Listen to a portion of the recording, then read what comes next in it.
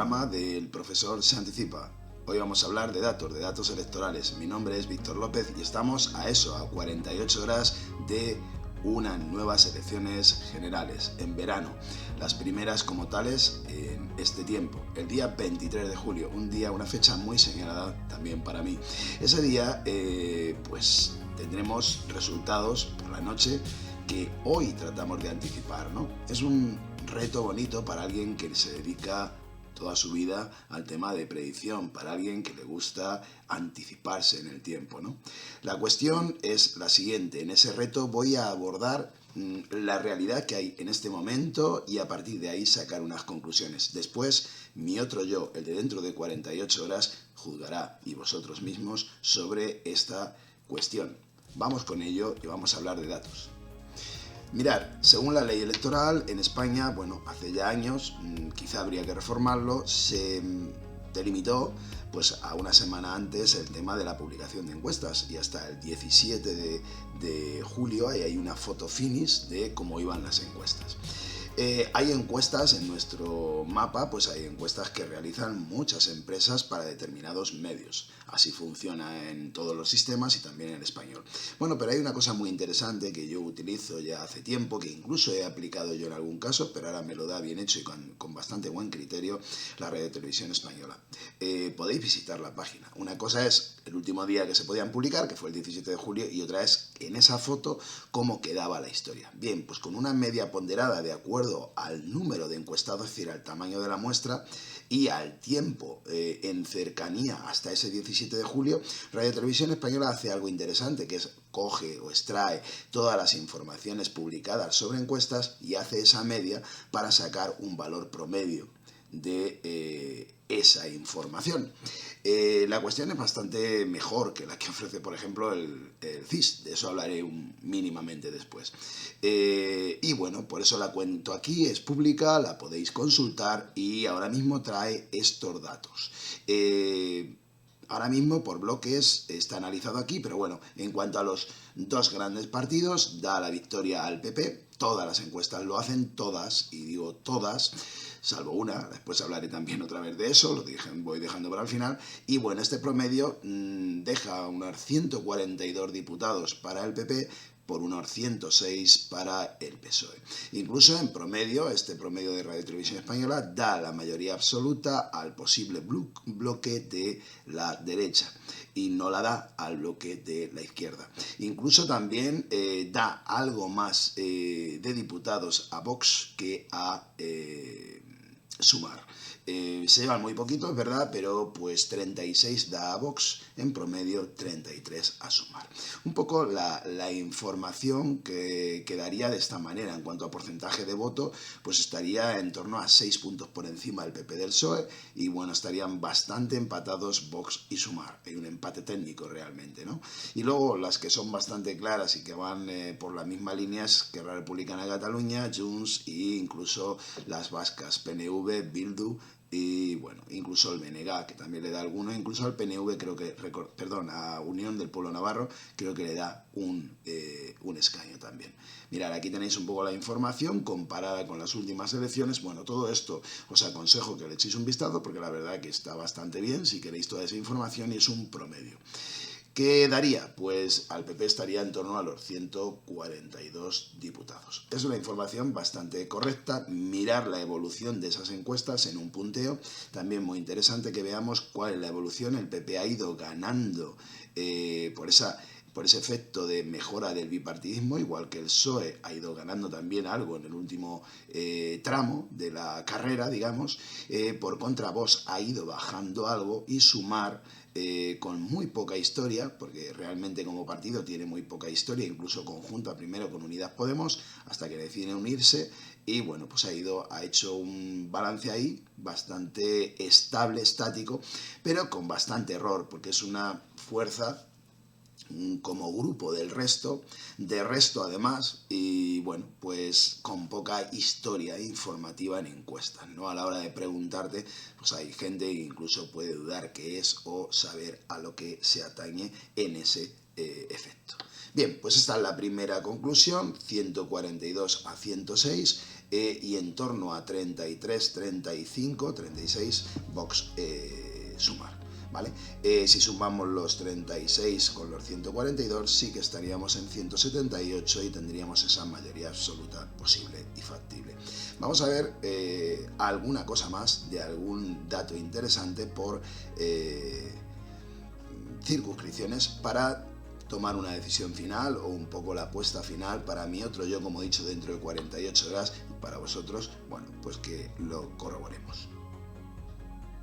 Posiblemente después. Bien, seguimos con resultados de encuestas, teniendo en cuenta ahora una que se asimila bastante a esa promedio que hemos hablado antes de Radio Televisión Española del resto, pues sería la de Sigma 2 para el mundo. Bien, y me interesa bastante que veamos aquí pues el detalle con el que lo ofreció el último día posible, el 17 de junio, por provincias, como veis, que son las circunscripciones, y donde estaban los posibles cambios todavía con los censos electorales de cada una de las circunscripciones. Por ejemplo, en Albacete la cuestión está en ese cuarto diputado que se lo da Sigma 2 para Vox, pero es posible la traslación al PSOE por la ley DON.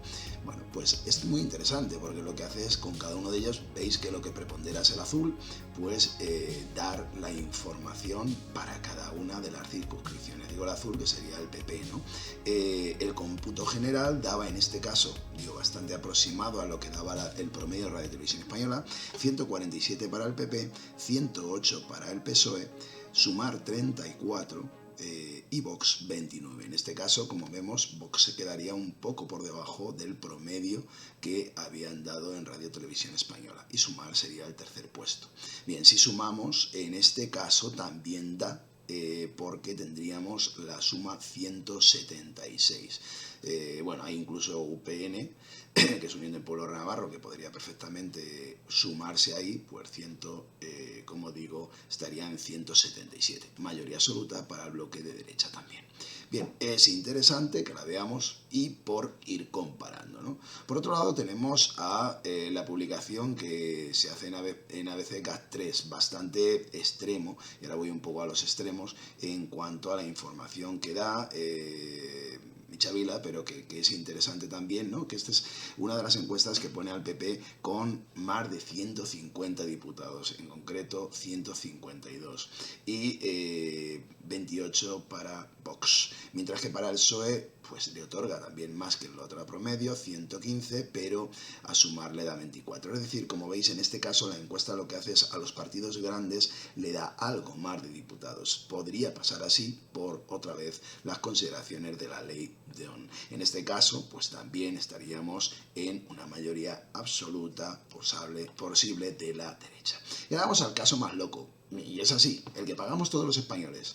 Digo que es el caso más loco porque es el único, bueno, no da diputados, que nos tiene acostumbrados a estas cosas. El CIS hace un flash el último día, el 17, y ahí lo deja. El señor Tezanos, pues, planta esta información y hace una estimación del voto de acuerdo a la cocina CIS, en donde es la única de toda la secuencia desde el 28 de mayo que da más posibilidades de voto al PSOE que al PP. No hay traslación a diputados, pero está hablando de casi de punto y medio más para el PSOE que el PP. Ese empate ni siquiera es tal, sino que claramente apuesta por el PSOE. Esto lo pagamos todos y es una pena, como he dicho siempre. Bueno, no lo estáis viendo por mí, mira, lo voy a dejar ahí, ¿veis? Serían los primeros, y bueno, por supuesto, a Sumar también le da mucho más, también muy diferenciado respecto a Vox. Es decir, se está yendo a casi el 50% de los votos solo entre el PSOE y Sumar. Dicho de otra manera, llevado a diputados, estaríamos hablando de mayoría absoluta entre esos dos únicos partidos. Ahora vas y lo tuiteas, como dice el otro. Es imposible, de acuerdo a todo lo que han hecho los demás. No digo que no se cumpla, alguna probabilidad puede haber, pero desde luego a mí me da muy poca fiabilidad y me fastidia mucho ver cómo se argumenta con los datos estas cosas, porque ya digo, haciendo un recorrido, como hemos visto en toda la secuencia, es la única, y además con una diferencia brutal sobre la lógica de todo lo que han hecho los demás encuestados. O el CIS tiene un grupo de encuestados que son los únicos que dicen la verdad, o todos los demás, de otra manera, tienen un grupo de encuestados que dicen la mentira, porque esto no se ha cumplido en ningún caso. Y cierro ya con cuál es mi previsión. Bien, teniendo en cuenta esas informaciones y extrapolándolas a unos resultados, bueno, pues aquí tenéis un poco cuál es la propuesta o dónde creo que me puedo situar por varias razones. Por el calor que va a hacer y la participación, creo que va a ser elevada. Está ahí la participación del voto por correo, elevada también, y bueno, pues creo que va a ir en esa línea del 70-71%. Luego, por el tema de encuestas, creo que le cuesta más al votante de derecha, es decir, que vota a la derecha, que al de izquierdas al revés, en este momento actual y según lo que ha pasado en la campaña electoral. Y bueno, pues la propuesta, o donde yo sitúo los datos promedio, no es que esté haciendo ninguna encuesta al respecto, sino con toda la información que hay publicada hasta el 17, pues esa es mi propuesta, en donde el reparto de los 350 diputados darían la mayoría absoluta al bloque PP-Vox, si hay coalición, y en todo caso darían por algo más de 150 diputados, ahí va a estar en el entorno de los 150 diputados, daría las elecciones a Núñez Feijóo. Eso es todo. Dentro de 48 horas pues podré ver esta apuesta. Ya digo, no hay una encuesta detrás, lo que hay es un análisis sociológico de los datos y fundamentalmente una lectura de todos los resultados de encuestas publicados hasta el día 17. Un abrazo a todos, cuidado mucho y ir a votar el domingo, nos jugamos mucho y veremos qué ocurre después. Hasta pronto, un abrazo, Víctor.